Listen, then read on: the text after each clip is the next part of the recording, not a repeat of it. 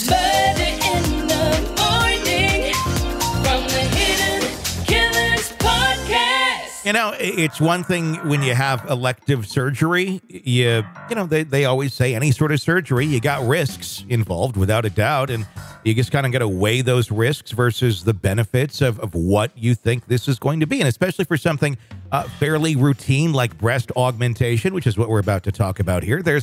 You can certainly get a bad boob job without a doubt. That does happen. And it's like, well, and then it can get very scary after that. But death?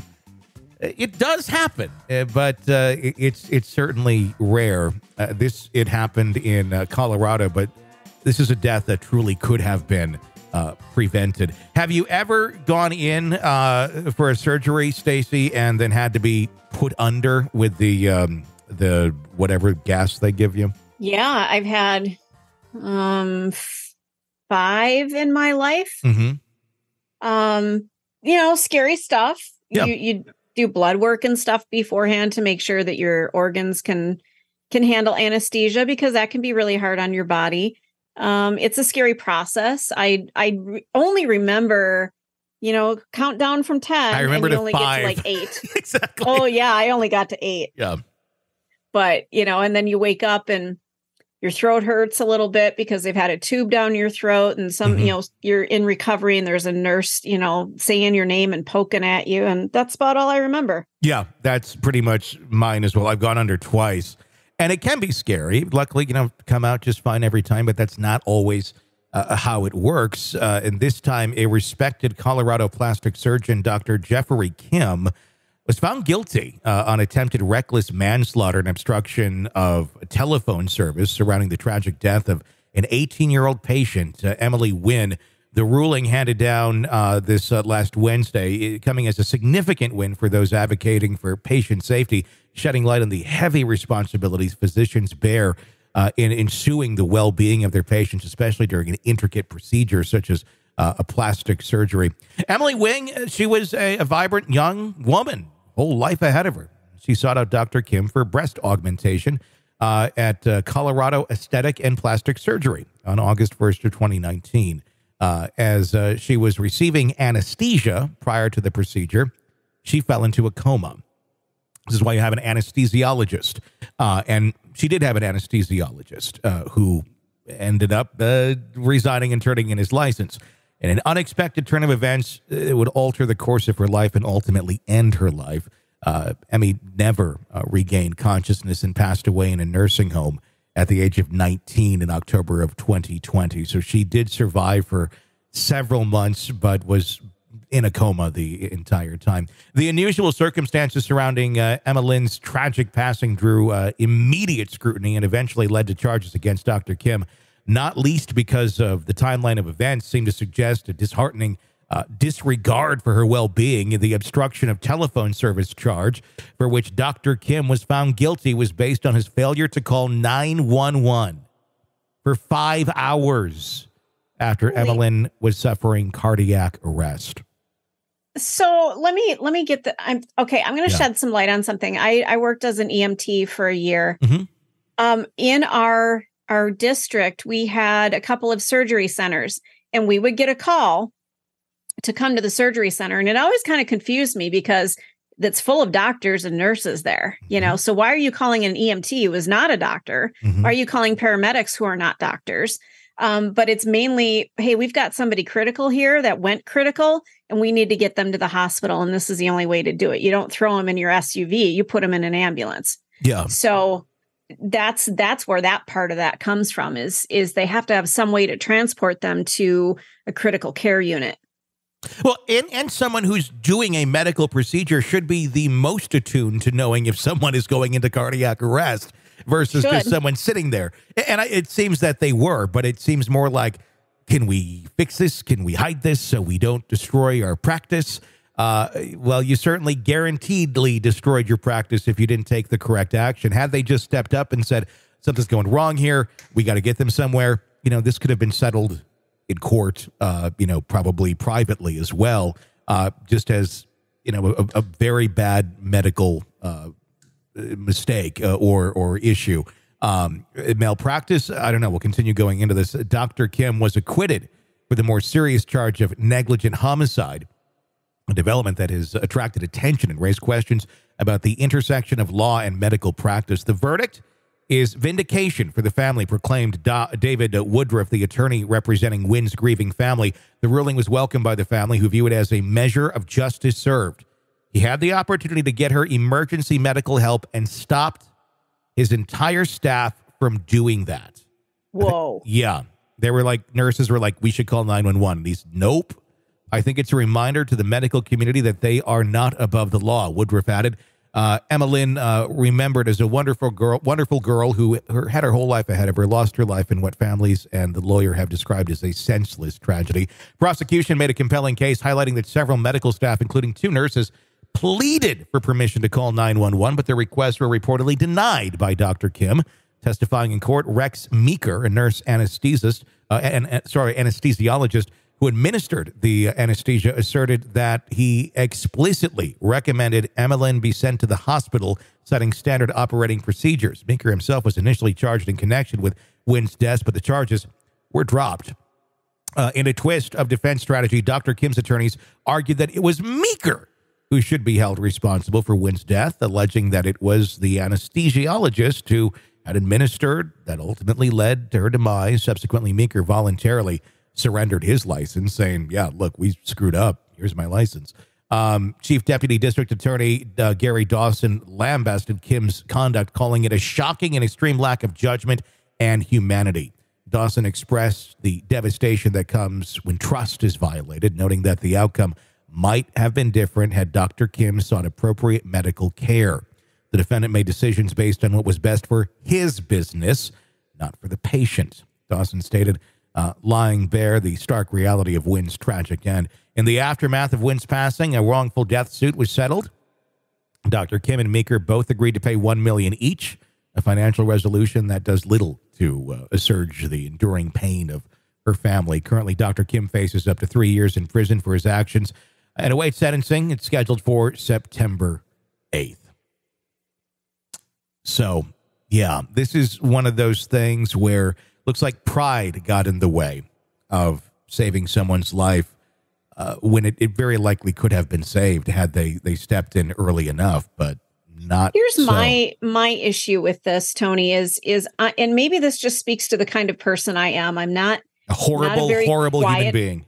Well, right. No, but I'm not a very quiet human being. If I see something wrong, I say something. Mm-hmm. And I would have called 911. I would have said, fuck this, man. Yeah. I know what needs to be done here for the sake of this human being. Mm-hmm. And I would have fucking called 911 on my cell phone. Yeah.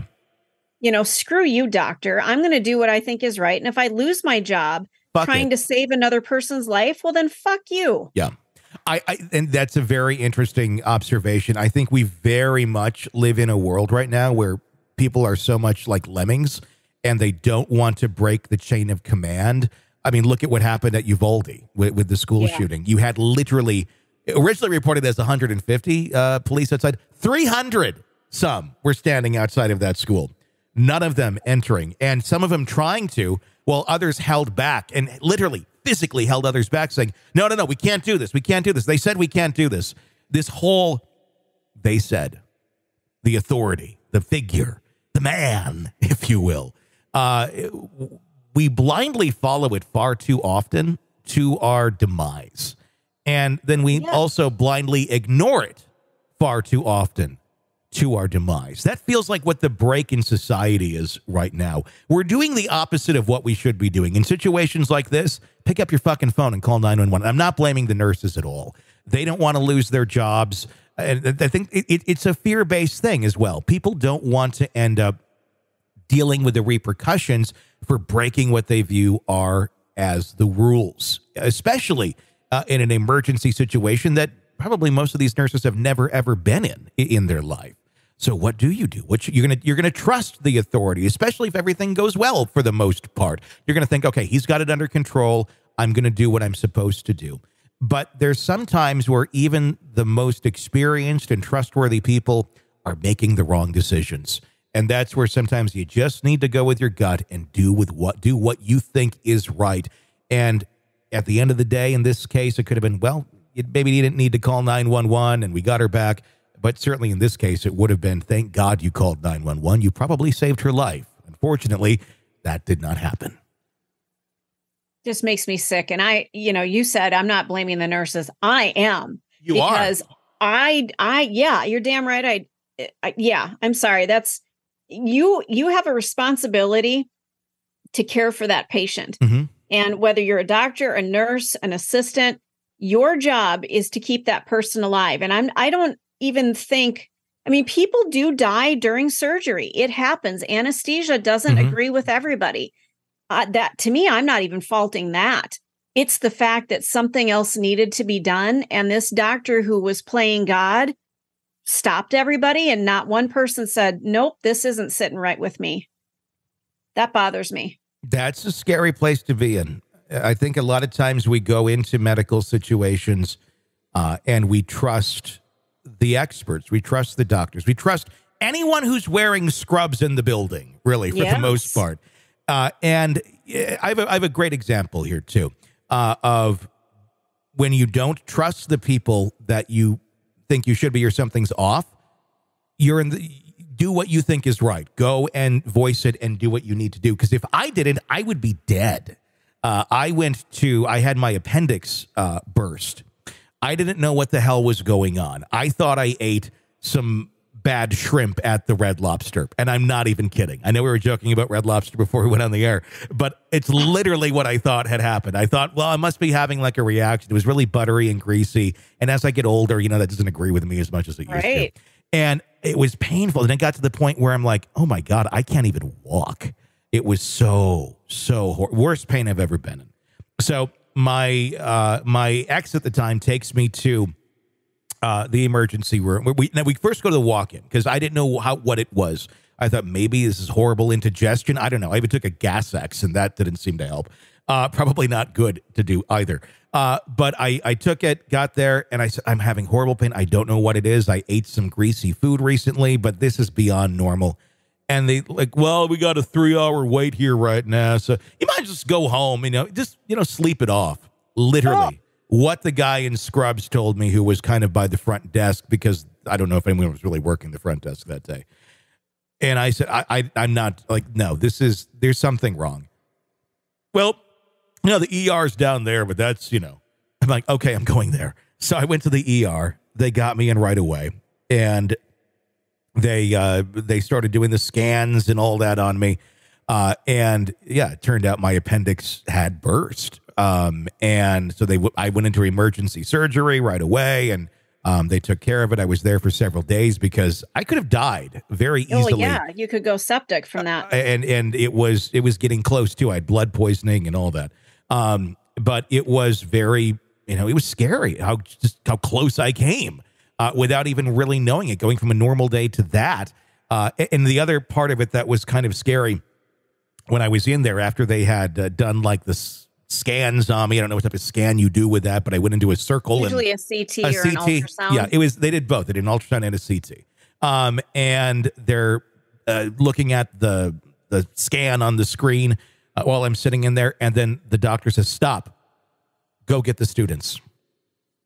And I'm like, oh shit. So then the students come in, the medical students who are in residency there. They came in. And everybody's looking at this thing. Nobody's telling me what the fuck they're looking at. They're just looking at it. And they're like, oh my God, look at that. And I'm like, oh my God, do I have some sort of horrible cancer or something that has never been, what are we doing? And I'm like, hi, over here. What's going on? Man in pain. Hello. Well, I've only seen this once in my career. And this is the surgeon speaking, who's probably in his 50s. So been around the block a little bit, experienced, I would think, and says, your appendix? I'm like, yeah, it's on the wrong side of your body. So they were looking on that, and they couldn't figure out, where is this pain coming from? And they discovered, oh, your appendix is over here. So I guess I have, organs and, weird, it's like, where's Waldo with my organs, almost. So you kind of got to sit in there and look around for a little bit. And some are doing funny things and some are hiding in different places. And there's Waldo, but there's my appendix burst. And that's what was oh my gosh. But So you had pain on the wrong side, so nobody was thinking anything was a big deal because it's always supposed to be on the one side if it's your appendix. Yep, exactly. Wow. Yep. See, you have to be your own advocate because things aren't always as they seem.